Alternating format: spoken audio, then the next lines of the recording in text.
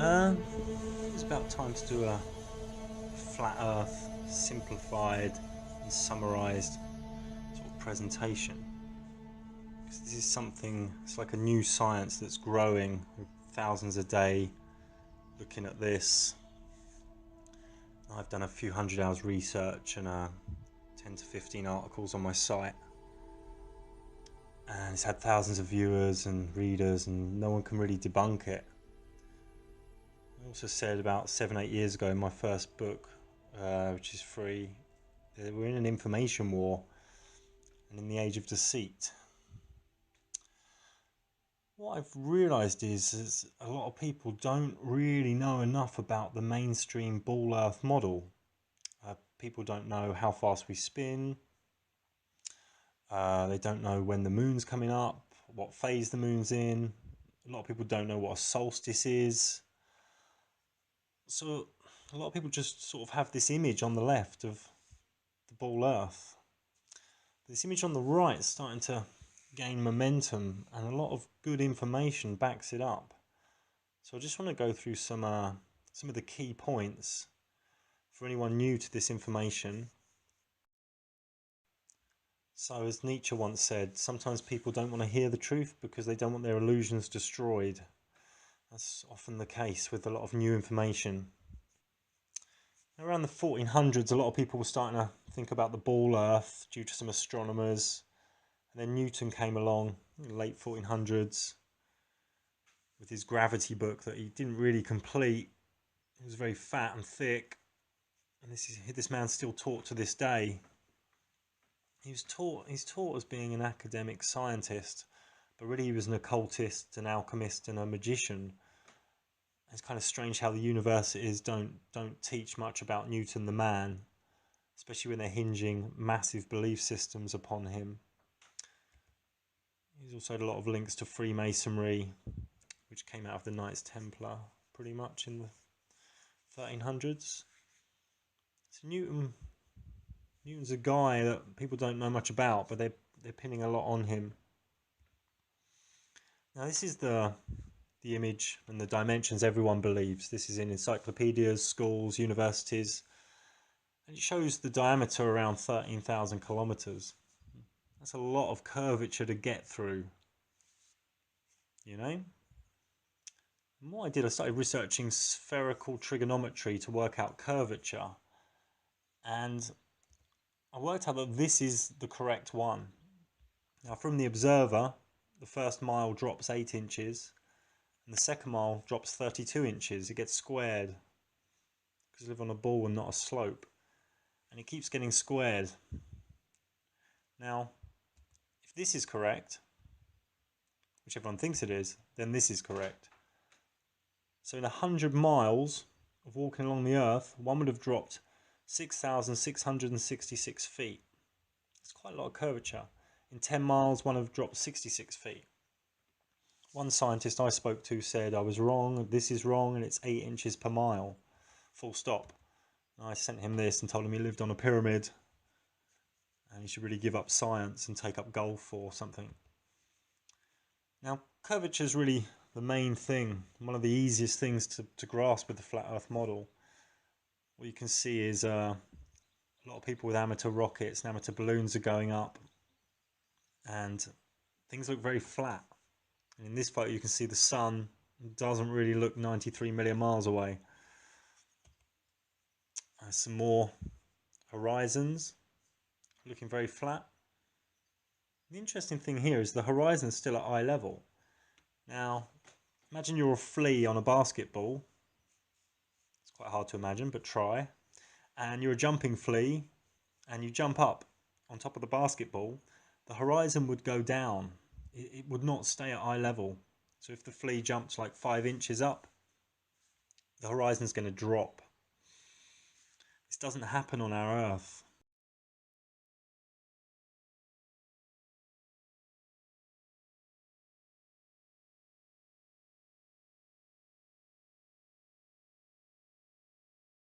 Some more pictures of flat horizon. Of course, these are just images, so you have to do your own research. This is Chicago last week from Lake Michigan. One could see the Chicago skyline from 60 miles away. This isn't possible. It should be below the horizon. Now, a lot of this footage we see from NASA and other people up there, big corporations like Red Bull, they're using a GoPro lens to curve the Earth. Obviously, that curvature we see on the picture now isn't really possible at that height. This is just Photoshop garbage. Again, the very strange curvature using the GoPro lens. And we can see with the GoPro lens corrector, everything starts to look flat again.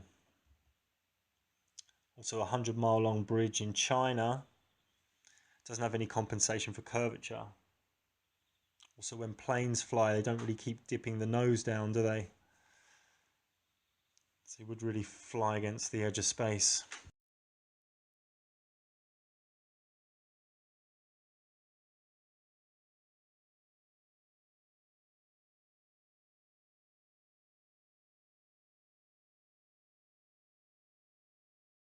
The Earth spinning at 1,000 miles an hour, one would have thought you could take off in a helicopter, hover for an hour, land at a different space, a few hundred miles away. But what mainstream science tells us is all the air's rotating as well, all the atmosphere. So even if a breeze is going the other direction to the spin, that breeze is still moving 1,000 miles an hour. And if wind moves air molecules a little bit north, a few, 10, 20 miles north, it'll be moving at a different speed.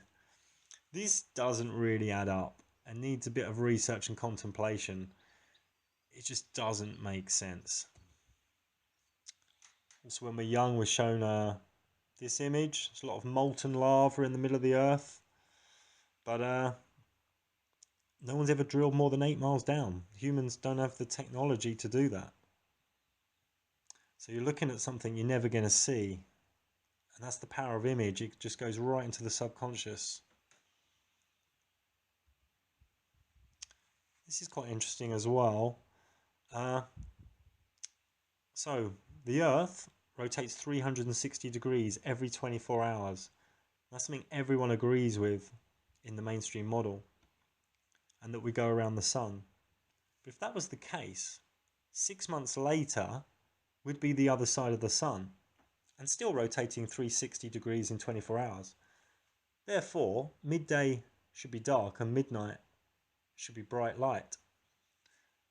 This again might need a little bit of thought and contemplation, but it can't really be argued with. Let's have a little look into NASA. Now, they get 8 billion tax a year or so, and they're a government agency linked a lot to Freemasonry and Project Paperclip after World War II. I won't talk about the red serpent tongue there because I'm trying to stay away from too much conspiracy until later on in this. Now, NASA obviously you know the moon landings were a hoax. If you don't, then just click X and go and do something else with your day. I mean, you can see the moon's edge from 20 meters away. No stars. This is a Stanley Kubrick movie, if you do your research. There we go. It's probably something more like that.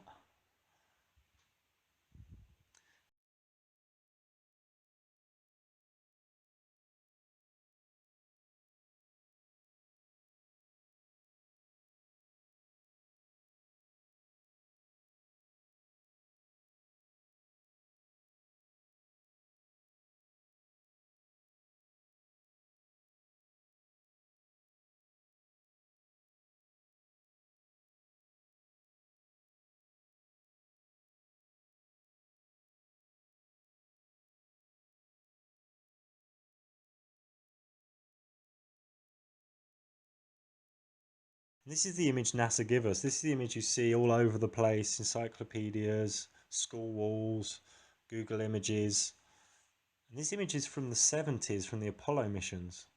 Now, there's no stars, no equatorial bulge, and there's no evidence of spin. It's quite a high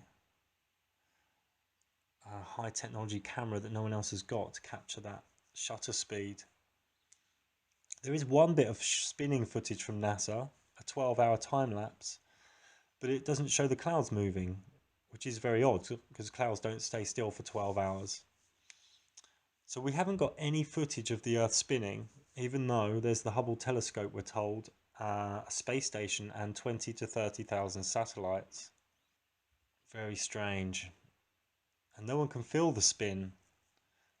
Well, we can feel earthquakes pretty well, but we can't feel the Earth spinning. Very, very odd. Here's a picture of the galaxy. Yeah, everyone believes that. And we live around the edge on the outer arm. You know, not just a planet amongst another 100 million other planets like us in billions of other galaxies like us. Middle of nowhere, random from a big bang. That's what we're told with these images. Here we are again. Obviously no camera's ever been out that far. Here we go, there's a nebula quasar thing going on. Everyone believes that. This is quite interesting that we can see planes around here, around this area, this amount of altitude. They look quite small in the sky, but people believe they can see satellites the size of a car higher than the top of this picture, higher than 140 kilometers, because many satellites are said to be 200-300 miles up. So I don't know what sort of Superman eyes people have got. They've got some transhumanist eye implants. Also, things that they say things go into space. I personally don't believe anything's been in space. I don't even believe space exists. But there's a high temperature, 70, 80 degrees around here, around 87 miles up. And no one's really explained how things are getting out of that heat. Here's the shuttle. Again, some crazy curvature. It's warped the picture so much that this lid's got a little bit warped. This is a funny one. This is the shuttle docking with the space station. Both going 64,000 miles an hour around the sun and 3,000 miles around the Earth. When I spoke to a scientist, he said this was due to clever thrusters. I said, surely a vacuum, the vacuum of space, would suck out all the fuel where there's an opening, where the thrusters are. And he got a bit upset because it was his life definition to be a scientist. We can also talk about spacewalks, can't we? Why would they put all the cables on the outside? Why would all these things need fixing? And how if you study spacewalks, you're really looking at underwater footage. You see a lot of bubbles in the helmets of a lot of spacewalks.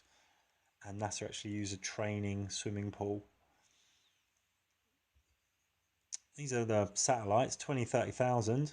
None of them hit each other. None of them hit the space station. And none of them take any photos of the Earth. Unless you believe the weather after the news.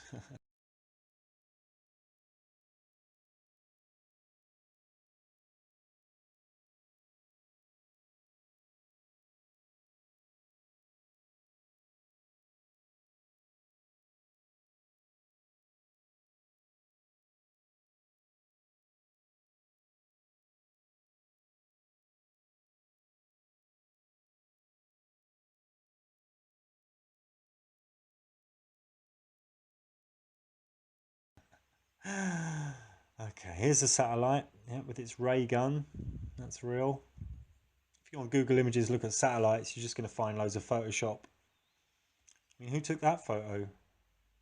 So there was another satellite behind this one. Yeah, there we go. And if you look at GPS, this is a US military system. TV and other things we think we use satellites for is easily done with radio antenna. It's all done on the ground, unless you believe images like that. There's another one, bit of Photoshop. Nice thin aerials on that satellite. And that one's not CGI. That's a painting, isn't it? That's a painting. We come to the Hubble, wrapped in tin foil. It's been up there, what, 10 years? It takes photos of quasars, nebulas, dwarf stars imploding, but never turns around and takes a picture of the Earth. No pictures of the moon. kind of strange because it doesn't exist. It's a big lie.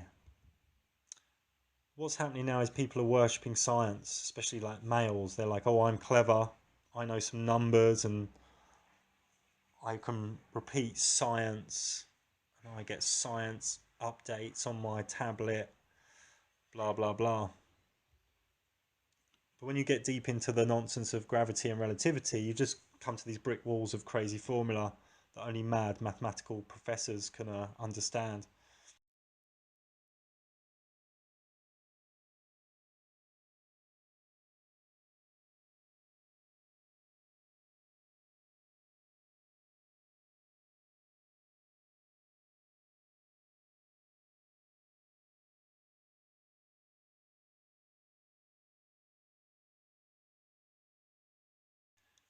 Children today are getting conditioned early with all these space books.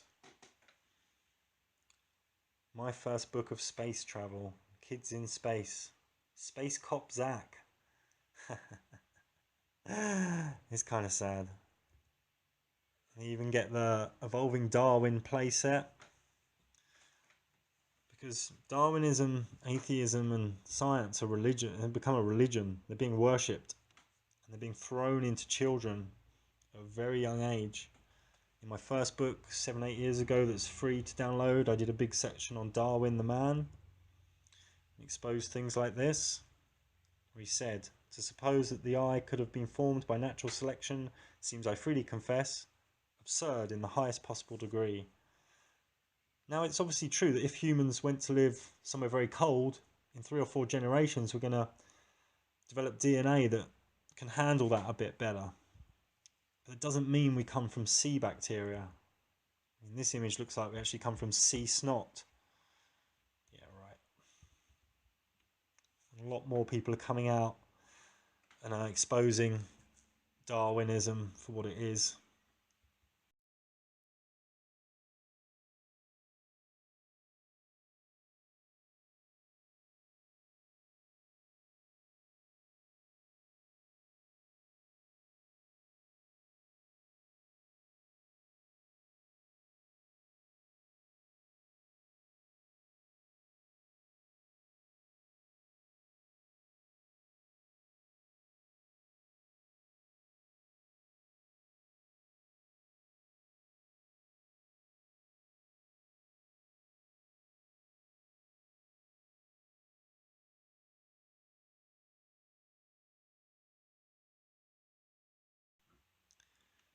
But it all creates atheism.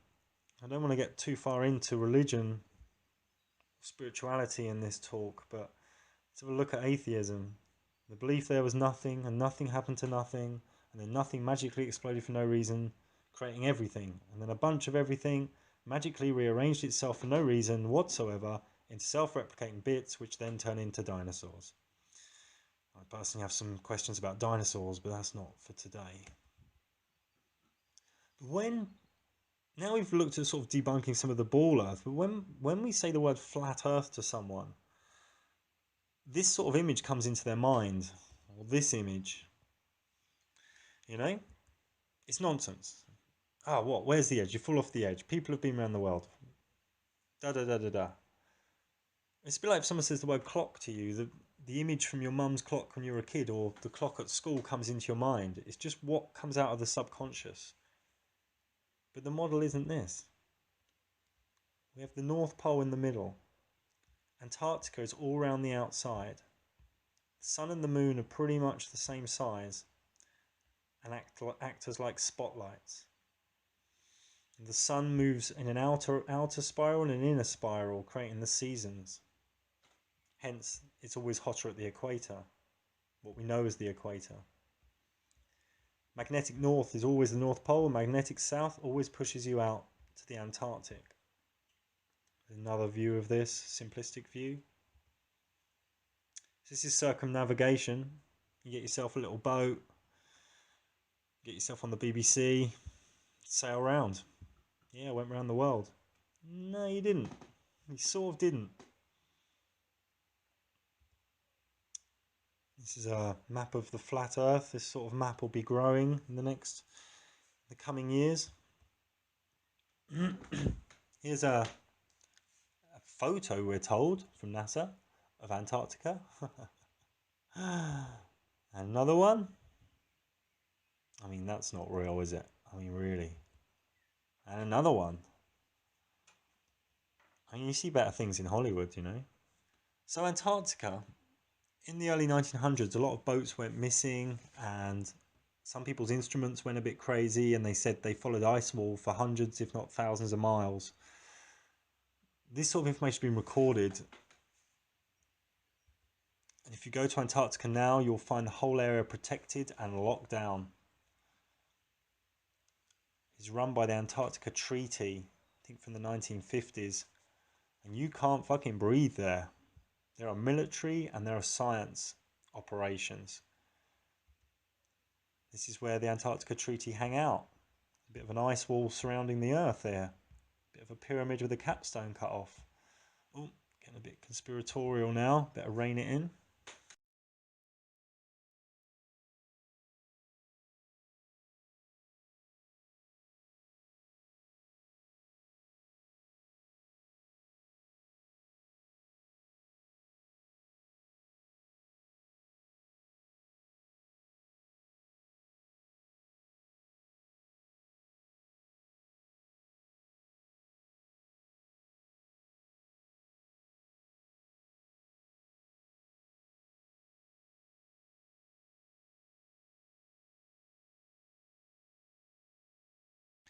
So if you really want to go to Antarctica, you can only really go there from these 3 points, and it's completely controlled by a tourist operator, a pyramid system really, that links to the treaty, the countries in the treaty.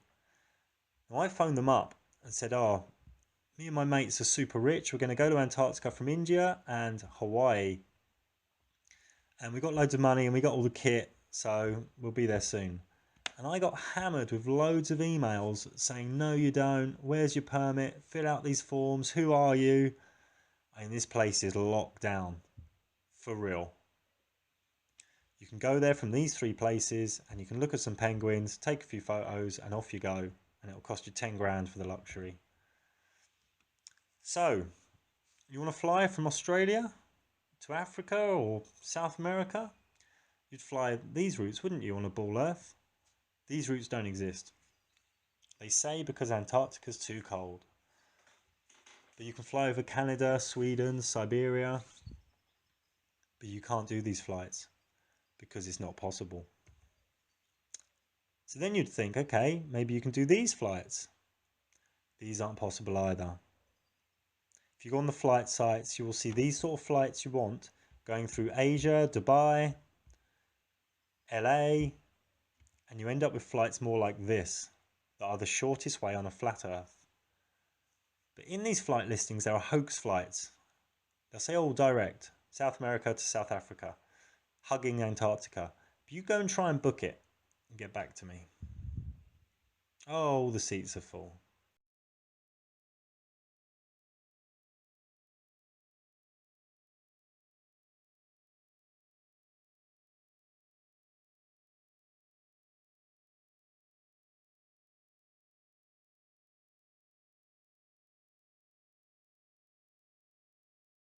This is another key. This is Polaris, the North Star. And with time-lapse photography, you can see that, well, people think the Earth's spinning, but really, in the flat Earth model, it's the stars spinning around a stationary Earth. Now, if we were on a ball Earth going around the sun, 6 months later, we'd be millions and millions of miles away. But you can still take the same photo. What mainstream science says to answer this is that the stars are so far away that our millions and millions of miles movement over 6 months around the sun doesn't register because it's so tiny in comparison. This is a rather convenient answer to something very real we can see with our eyes. Also, most people believe that the sun is 400 times bigger and 400 times further away than the moon, and that an eclipse, where they appear the same size, is just a coincidence, really. This is a bit strange. And the old alchemists always drew pictures with the sun and the moon the same size. Now the moon's an interesting one. I'll try and cover a little bit quickly. The moon does its phases no matter what the earth and the sun are doing. It doesn't care. It doesn't care for where the earth is or where the sun is. The moon does its phases. Also, you could be in any part of the world or another part of the world, it will be new moon or full moon. It does what it does. The moon is self-illuminating. It is not reflecting light from the sun. Sunlight is gold, warm, dry, preserving, and decreases combustion in a bonfire. The moon is silver, cool, damp, putrefying, and increases combustion in a bonfire. Animals and plants react very differently to moonlight and sunlight. But the moon is a big study.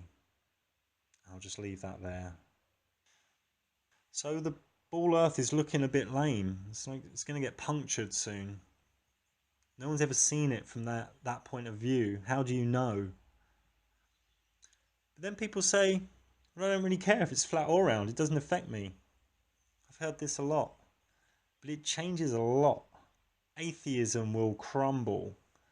Respect for the education system and governments will crumble. Taxpayers will revolt. And if you're the centre of everything, and all the celestial worlds are going around humans on this beautiful piece of nature, things become a bit more amplified.